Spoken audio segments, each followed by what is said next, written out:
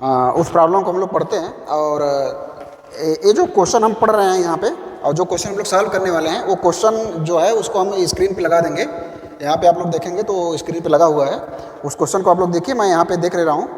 ठीक है, 2 forces of magnitude 240 newton and 200 newton are acting at a point as shown in figure, जैसा कि figure में यहाँ पे दिखाया गया है। ठीक है, if the angle between the forces is 60 degree है।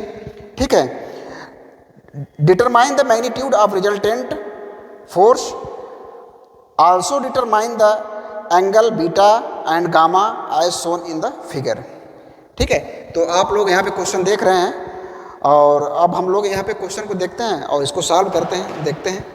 ठीक है, तो आप यहाँ पे देखिए, जब क्वेश्चन पहले आपको दिया रहे तो उसमें आप क्या करो कि गिवन ढूंढा करो कि पहले गिवन क्या है इसमें। तो क्वेश्चन में गिवन है कि 2 फोर्सेस पहले हैं यहाँ पे, एक फोर्स यहाँ पे P है, यहाँ पे देखिए ये फोर्स एक P है और जिसका मैग्नीट्यूड कितना है 240 है।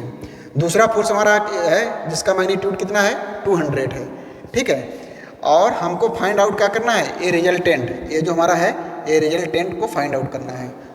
ठीक है, और अब हमको फाइंड आउट करना है कि ये गामा क्या होगा और ये बीटा क्या होगा और ये आर की वैल्यू क्या होगा। ये 3 चीज़ें हमको यहाँ पे आस्क है क्वेश्चन में। तो सबसे पहले हम लोग गिवन लिख लेते हैं कि ये गिवन क्या है। हमको गिवन यहाँ पे है कि हम P की वैल्यू कितनी है 240 न्यूटन और ये Q की वैल्यू कितनी है 200 न्यूटन। ठीक है, और इन दोनों के बीच का ये P और ये Q है, इन दोनों के बीच का जो हमारा एंगल है ये अल्फ़ा, इसका वैल्यू दिया हुआ है 60 डिग्री, मतलब अल्फ़ा इक्वल कितना है 60 डिग्री। ठीक है, तो सिंपल सा है, हम लोग क्या करेंगे, सिंपल सा वही फार्मूला जो हमारे पास है रिजल्टेंट फाइंड आउट करने का, जो जब कोई दो फोर्स एक पॉइंट पे मिले तो उसका रिजल्टेंट क्या होता है हम लोग फाइंड आउट किए हैं ऑलरेडी। तो वो फार्मूला आप लगा करके ये आर को फाइंड आउट कर लेंगे। उसके बाद हम लोग ये गामा और बीटा ज्ञात करेंगे। ठीक है, गामा और बीटा को फिर फाइंड आउट करेंगे, वो हम लोग आगे देखेंगे। तो सबसे पहले हम लोग आर ही फाइंड कर लेते हैं। तो आर इज इक्वल टू क्या होता है हम लोग जानते हैं क्या होता है, √of P square plus Q square plus 2PQ cos alpha.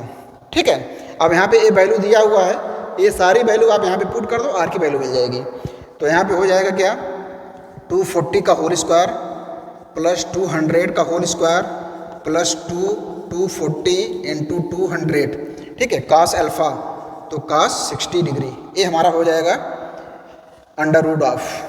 ठीक, अब इसको हम लोग सॉल्व कर लेंगे। जब हम लोग इसको सॉल्व करेंगे तो इसको कैलसी से सॉल्व करेंगे हम लोग। ठीक है, आप लोग भी कैलसी से ही सॉल्व करेंगे। तो हो जाएगा, देखेंगे कि 381.57 न्यूटन वैल्यू आएगा, ए आर का वैल्यू आ जाएगा हमारे यहाँ से।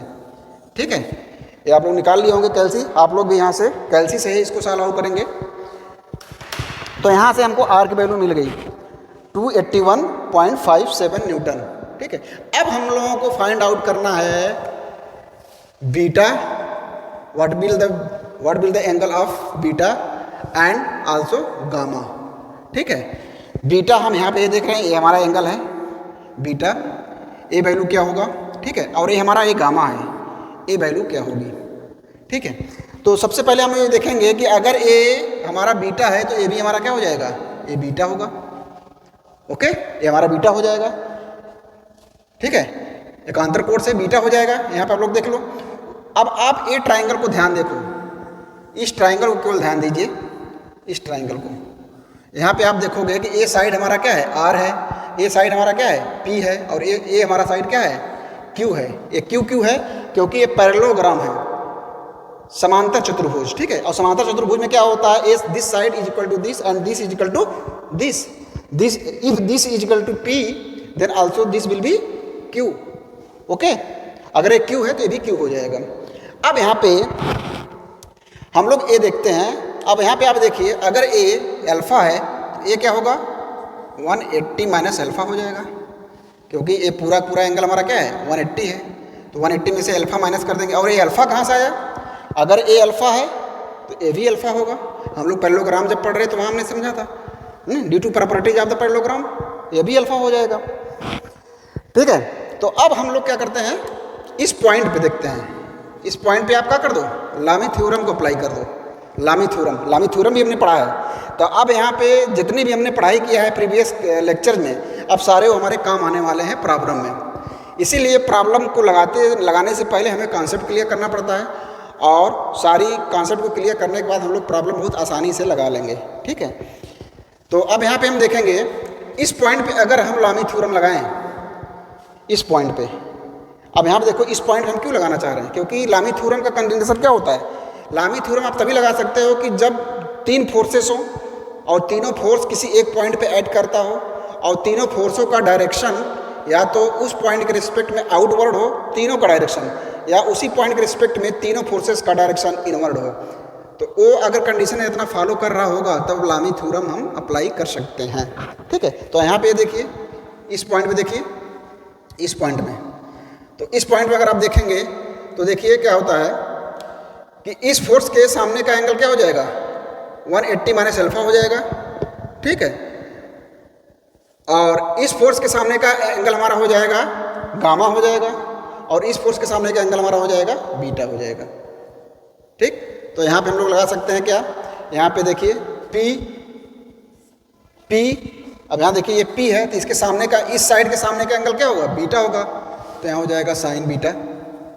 ठीक है, इजिकल टू, अब यहाँ पे हम लोग देखेंगे Q, तो Q अपान साइन, अब इस साइड के सामने का एंगल क्या होगा, इस साइड के सामने का एंगल क्या हो जाएगा, गामा हो जाएगा, sine gamma, equal to R upon इस साइड के सामने का एंगल क्या हो जाएगा। अब यहाँ पे देखिए लाइन ऑफ एक्शन से भी बाहर हो गया, तो इस पॉइंट के रिस्पेक्ट में तीनों फोर्सेस बाहर की तरफ जा रहे हैं। A force will outward, this force outward also, and this will be also, तो ये क्या हो जाएगा 180 माइनस अल्फा। यहाँ से आप लोग ये देख सकते हो P के सामने के, इसको साइन रूल भी कहते हैं, लामी थ्योरम तो कहते भी हैं, इसको साइन रूल भी कहते हैं, आप इसको भी ध्यान रखो, इसको साइन रूल भी कहते हैं। लामी थ्योरम का तो कॉन्सेप्ट है ही है, लेकिन लामी थ्योरम कॉन्सेप्ट को साइन रूल भी कहते हैं। तो यहाँ पे इस पॉइंट को लगाया, तो ये जो साइड है हमारा, इसके सामने का एंगल वो हो गया, इसके सामने का एंगल हमारा साइन गामा हो गया, और इसके सामने का हमारा हो गया ये हमारा एंगल हो गया ये।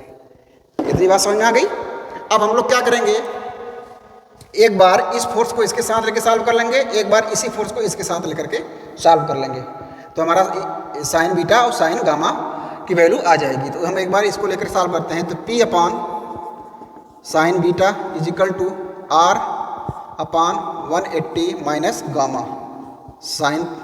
ठीक है, तो यहाँ से P की वैल्यू हमको ऑलरेडी दिया हुआ है 2, यहाँ से P की वैल्यू आप रख दो 240 अपान साइन बीटा की वैल्यू ही फाइंड आउट करना है, R upon sine 180 minus alpha की वैल्यू दिया हुआ है 60 डिग्री। ठीक है, तो यहाँ पे हो जाएगा, यहाँ पे हम लोग फाइंड आउट कर सकते हैं, तो आप क्या करोगे, क्रॉस मल्टीप्लाई कर दो, sine beta equal to 240 into sine, और ए माइनस कर दोगे आप तो आ जाएगा साइन 120।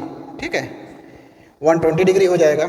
अब यहाँ से साइन बीटा की वैल्यू आ जाएगा 240 into sine 120 degree upon are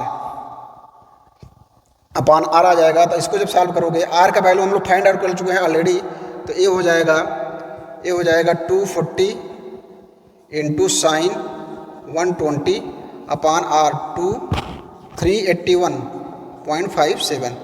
जब हम लोग इसको सॉल्व करेंगे कैलसी से 0.544, तो यहाँ से बीटा की वैल्यू अगर निकालेंगे आप तो हो जाएगा साइन इनवर्स 0.544।